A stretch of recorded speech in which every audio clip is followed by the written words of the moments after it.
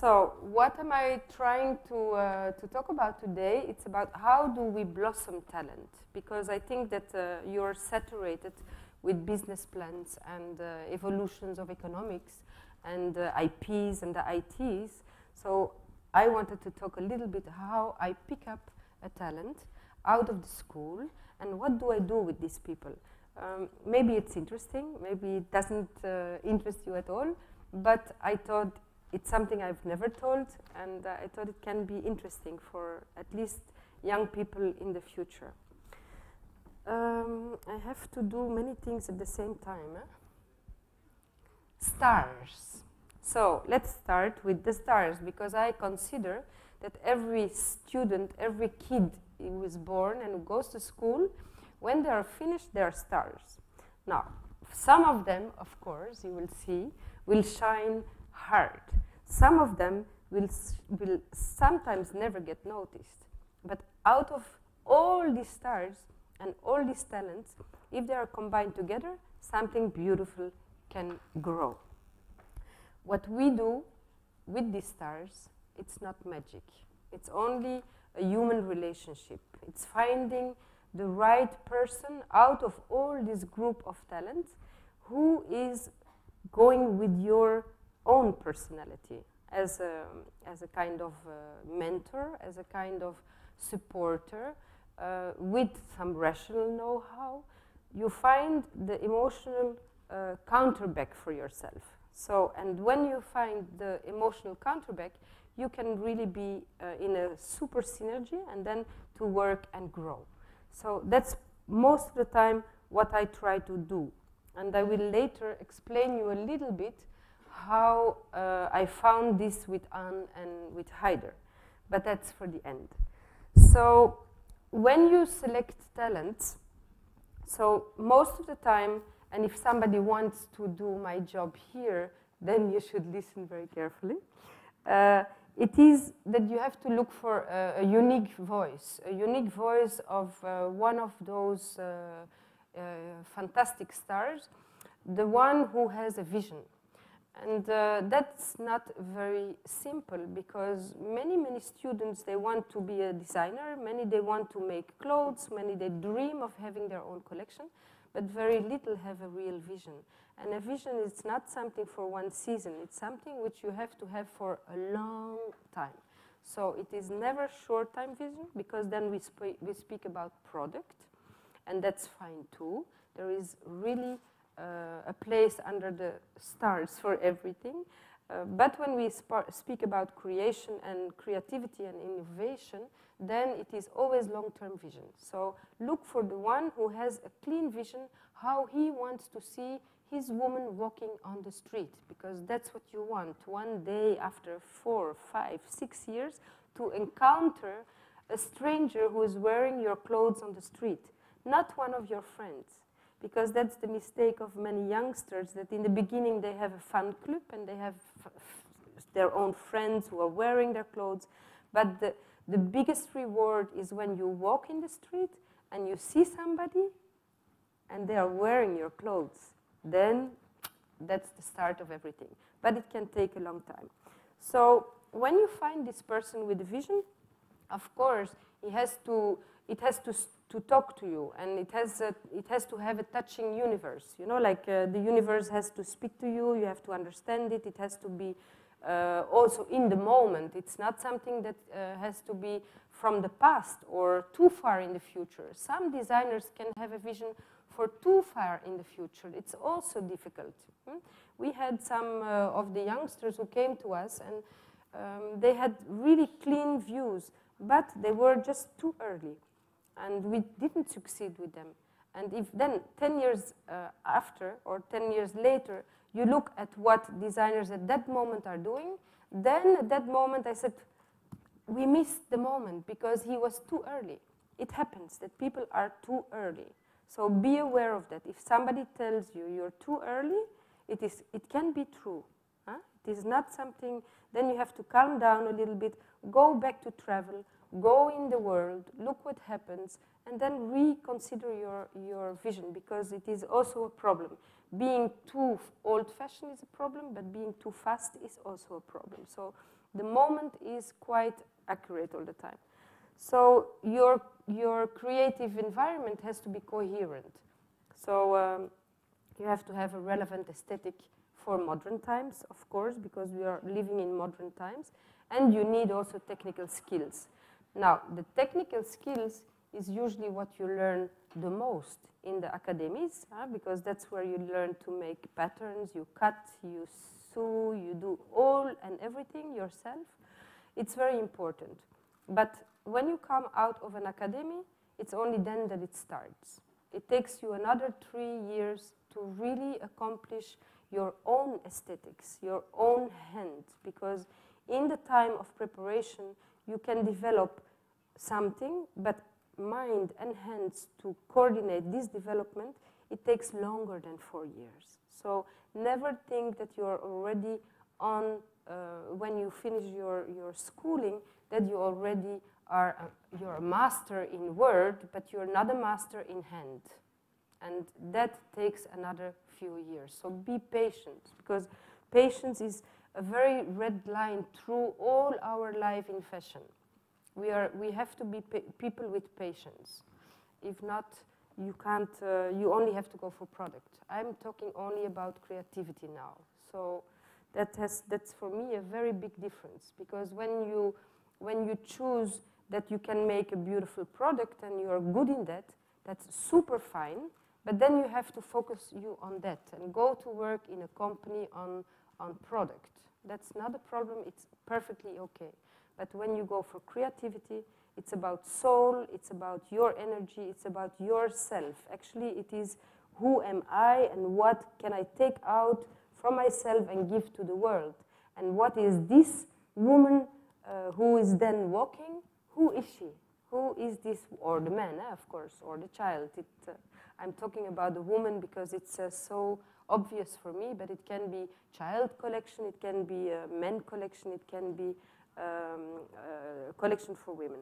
So it's all to have the ability to translate emotions, and that's why I put these beautiful flowers, because flowers make you smile, and working in fashion should make you smile too. I can tell you that in 20 years I go to this fashion industry, every day I smile, and still today. If I see this fashion show, it's 4 silhouettes, but they touch me. And still I have that. When I go to a fashion show, even after 20 years, I can be in tears. And that's what it has to do with the person. So, on the consequence, we have also to share the same values. If I encounter a potential designer, I have to talk and talk and talk a long time with them and to see if we share the same values. Because my values as a company, they are set. I want to have honesty, I want to have transparency, I want to have a clean chain value, you know, like all my supply chain is clean, and I want really to know that where I produce it can be followed, it is done under the right circumstances. That's also why earlier has been mentioned that we are partners in the United Global Compact, which is a controlled principle about human rights and child labor. So I will never, never, never, my hands can fall off if I would abuse one of those or principles. So that is something I have to share with the designer. He has to be willing to follow these rules. If not, I don't start. It's very simple. You cannot lie to each other. You have to be open and honest, and because you have to look into each other's soul. Only when you can read the soul of somebody, you can help him. And maybe it sounds like being a psychiatrist. I can tell you that maybe 80% of my work is in the psychology and psychiatry line, but I like it. So it is about respect. It is, of course, about passion, and it is about care for quality. And this is where I really put a big hammer. And the ones who are sitting here who come from the school in Antwerp, they know that quality is something we really are very precious on. I was very recently in Namibia a few weeks ago, and I encountered one of the drivers there, and we were talking about economics and how is the development in this kind of country. And he said to me, Anne, this is really, you are all so stupid. I said, why? You make shoes, and I can run 12 years with these shoes. I said, so, that's good. He said, no. I want shoes after 6 months kapot, and then I can buy new. This is economic. And I'm like, okay, it's also a truth. For this man in his situation in Africa, being very poor, for him, this is his source of income. So I can understand it in that time of life. I say, okay, I understand. For us in Europe, in America, here, we're all busy with sustainability, with values, with new, completely new things in life, which they don't need today. They need money for food. So always be aware that where you are, where you talk, cultural differences are absolutely there. So if ever you have a product and you want to sell it in Namibia, know what you sell, because it wouldn't work and you would be disappointed. It can also be in America. So you have to understand all these cultures, all these people, the mind they have, because it can be completely different from yours, and you are not succeeding, not because of you, but because of the differences in cultures. So also know this before you start even in a business campaign. So that's where I said care for quality and all the human right respect. So another slide, because I'm not so IT as you all are here. I'm very static. I can only make one shot. So I have here a beautiful quote from Émile Zola, who said, the artist is nothing without the gift, but the gift is nothing without work. So you have to work. Without work, you don't come anywhere. So that's really a fantasy. It's for Disney to tell that the princesses are all getting fantastically married and whatsoever. If you study for fashion, fashion is a very hard labor work. For yourself, for the surrounding people, you need a lot of courage, a lot of passion, and not only you, but all the people who are with you. And there are a lot. When you start, you know immediately, you have pattern makers, you have technical skills people, you have commercial people, you need a bunch of people who all have the same motivation. Never accept somebody next to you who doesn't share your vision, who has not the same drive, who doesn't want to go for it 300%, because that's what we need, 300%. 100% is not enough. So that's fashion. Then we come to, you have found your talent, you have a good situation, you can smile together, and what are you doing then? You're going to position your talent. Huh? So you have to be honest. If I like the talent I have in front of me, and he is very good in product making, for me it's fine, but I have to position him well. I have to position him where he belongs, in the price range he belongs, in the area he belongs image-wise. So when I do that correctly, I can succeed, or at least I prepare the ground that the seed can grow. If I position him wrong, it's already a dead story, because it's like planting your seed in a ground which has too much water, and the seed will die. So that is a very, very important issue to start with. So make sure with the talent that you're both on the same wavelength, because if this is the case, you can go for it. So respect to the end customer, of course. The consumer, you can only exist when the consumer is buying you. Huh? I always say to my designers, you exist as long as somebody wants your product. The moment the consumer is not buying, you're not existing. It's very hard, and it happens. Sometimes after 3, 4 seasons, 5 seasons, it doesn't pick up, be honest to yourself. Maybe your talents are somewhere else, and then you have to find, to discover these talents and go to chase that part, not to be stuck in something that doesn't give you the satisfaction you wanted or you deserve, basically. But you have to find then where is my strength and go for that part. So always respect the end consumer at the end of the day, and respect yourself and your integrity. So position where you belong to be positioned. And then I took your hand here. Your hand, I think that everybody who is in this field of fashion can look to his hand, and your hand is telling everything. So if I see the hands of a designer, I know what he can. I know what he's capable of. So it's very important. You should compare each other's hands. All the artists, all the people, architects, you know, product designers, all of these fantastic creative minds, they have very special hands. So do that. If you meet somebody, look to the hands, because it's the soul. So that's why I say the hand is the visual part of the brain. Huh? It's showing who you are.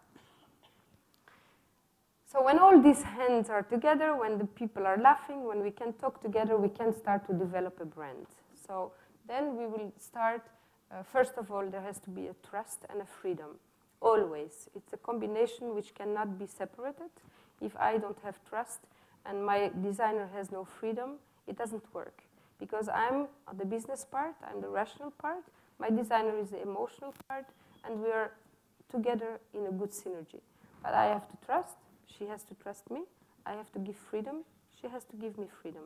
So that's a very important line. So then you can elaborate the vocabulary of the brand, and you see my beautiful butterfly. So you start to make your DNA. Huh? A butterfly does it himself when he's in the cocoon, but we have to do it ourselves. But slowly, slowly you develop and you set your lines. It is also something that doesn't come immediately. It is something which develops throughout your collections, throughout your experience in making collections. But at a certain moment, it comes very clear.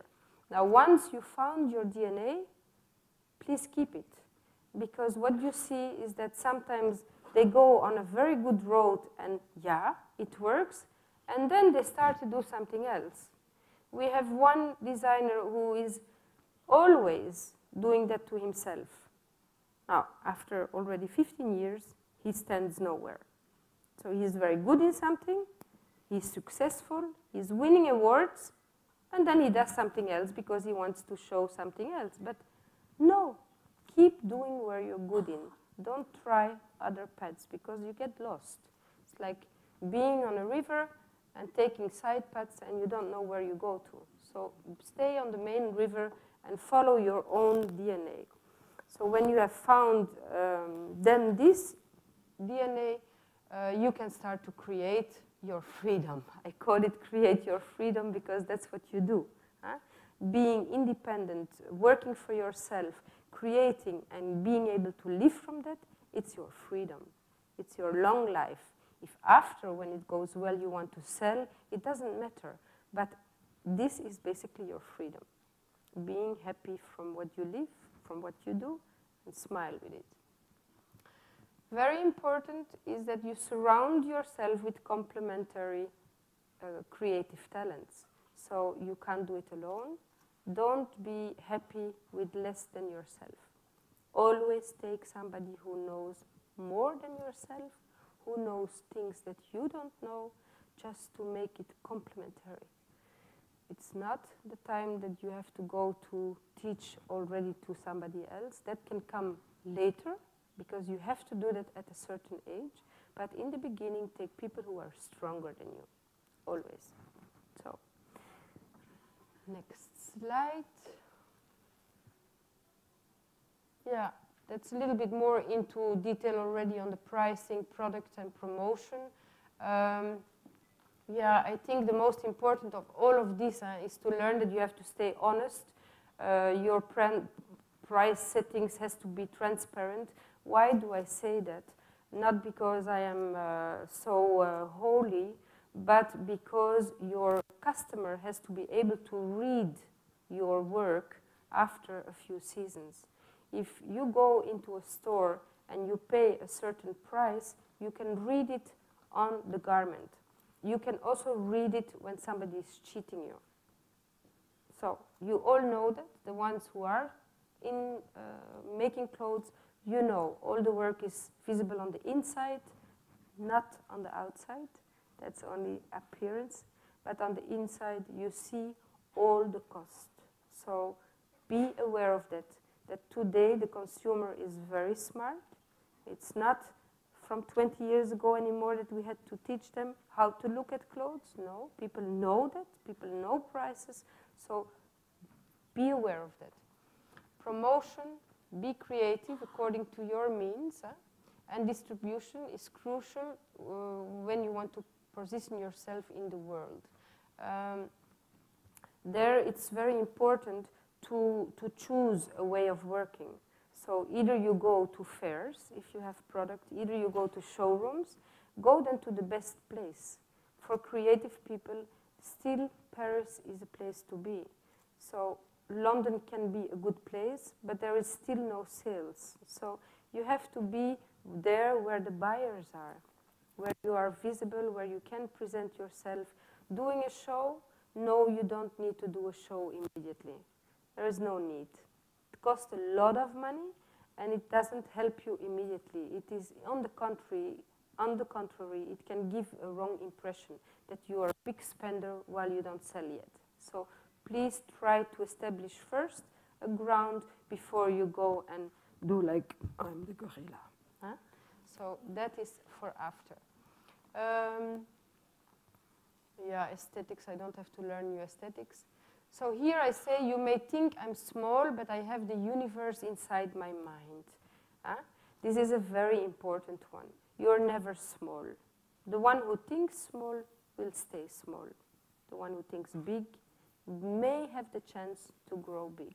It doesn't mean you will have the chance, but you may one day have this chance. So that is something you have to keep very close to your heart. So we go to nurturing talents, always close to the reality. So I'm talking every day with them. So on a daily basis, we talk about everything, about choices of fabric, about emotions. Sometimes they cry. I have to be there. I listen. I talk. When they are making things which are not very coherent, I will tell them if they ask me. I will not tell them if they don't ask me. I don't interfere.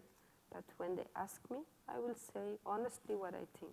So always make sure to remain true to your values when you're growing, because that also, you're easily tempted to start making product.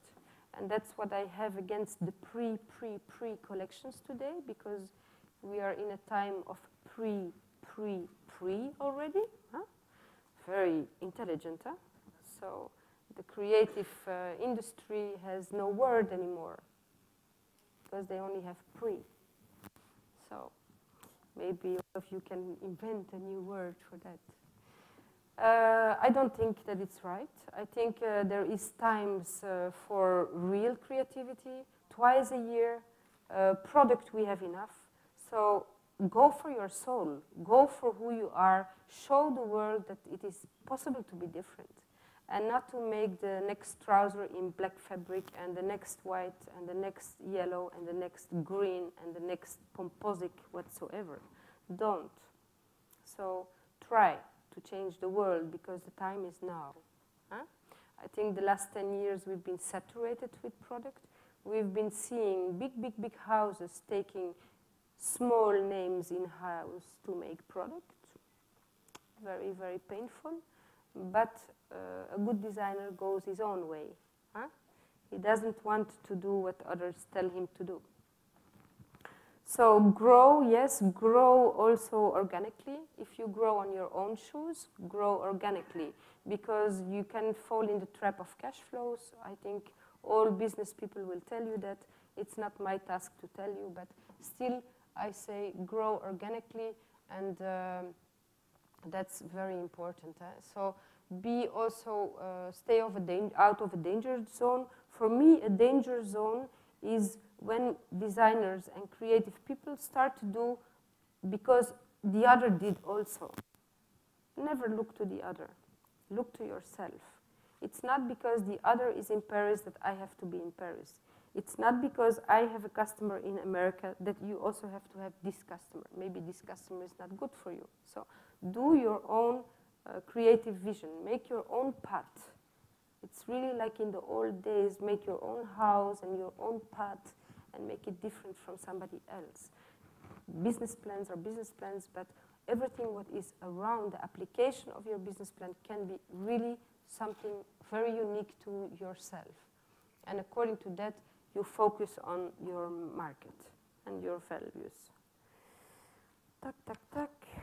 So we say everyone wants to live on top of the mountain, but all happiness and growth occurs while you are climbing the mountain. So when you're on the top, it's very boring.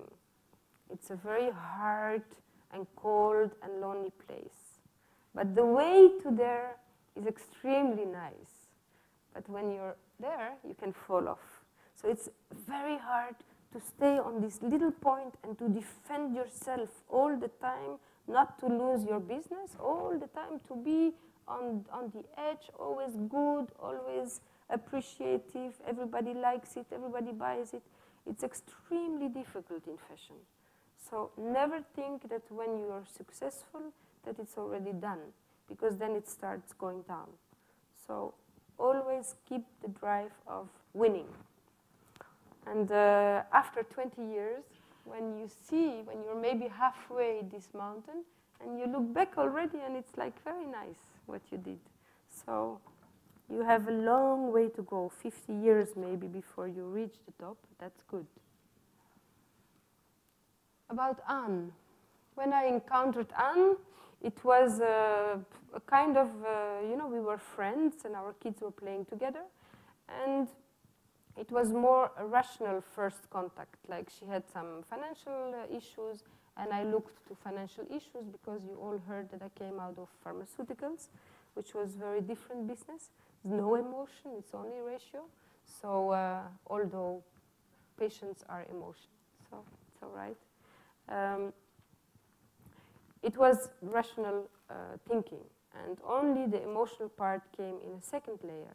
That I started to look, what are you making, what are you doing? And I didn't like all the black because I was wearing Chanel and high heels, and I had nails like this, red, purple, yellow. And so I was a little bit afraid, like, what is this fashion? I don't know, I don't understand it, so I had to learn. It took me a few years also to understand her aesthetics, where it came from, where it was going to, before I really understood what can I now make out of it. Huh? So that was what I learned with her. What I learned the most of Anne is that she is a technical clothing maker. We call it kleermaker. It's a métier. I don't know how you call a métier in your language, but it's a métier. And that's the beauty of her. She's an architect in her soul, with a lot of challenge for herself. And when I met Haider, it was, I call it, an accidental emotional rencontre. So it was, I met him, and it was like, boom. I don't know why. I think it was his charm, his emotion, his beauty of talking. It was a completely different encountering. And I felt, and I was like, okay, let's go for it. Not the way to the mountain is very heavy. It's a very rocky one, but it's a good one. So that's the two main designers we are carrying. I have some designers in incubation, which is Jean-Paul, which I try to, Jean-Paul Espagnard, which I try to support mentally, and most of it still in the level of guiding himself to find really his true talent and to get that on the rails. So that is the most challenging in the beginning. We are only busy for a year or 3.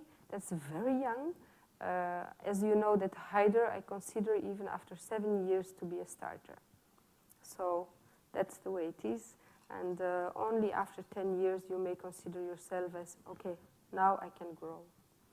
So that is what we do in Haider. It's a lot of emotion. Is that okay for you? Do you have questions? Can I do something else? Besides saying that it's not the strongest or the most intelligent who will survive, but those who can best manage the chance. Because that's also something you need, some chance. I was right and I was right. Oh, the sun was rising from the field.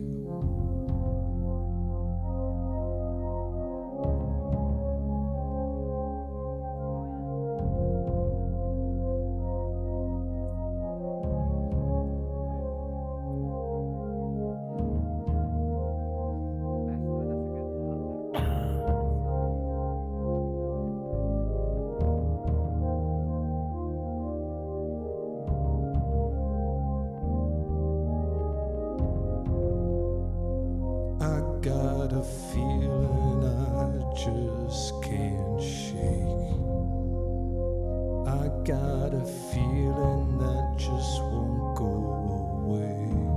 You've gotta just keep on pushing and keep on pushing and push the sky away. And if your friends think that you should do it different, and if they think that you should do it the same, you've gotta just keep on pushing and keep on pushing and push the sky away. And if you feel you got everything you came for, if you got everything and you don't want no more, you've gotta just keep on pushing and keep on pushing and push the sky away.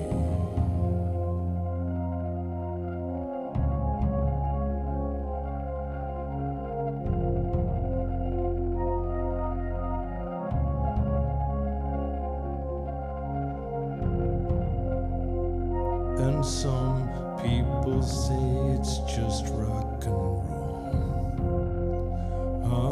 But it gets you right down to your soul. You've gotta just keep on pushing and keep on pushing and push the sky away.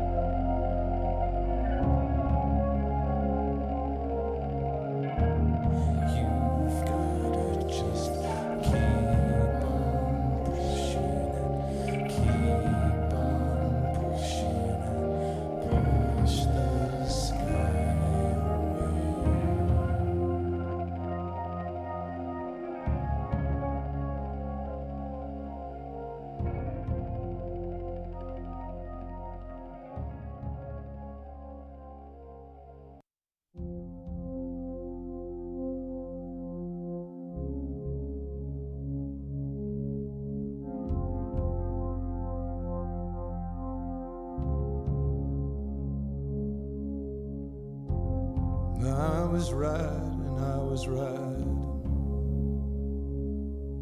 Oh, the sun is rising.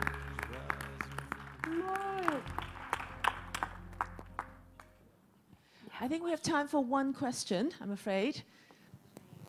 Oh, I was 10 years in pharmaceuticals, in nuclear medicine. So I was working in isotopes, molybdenum, uranium, all these kind of things.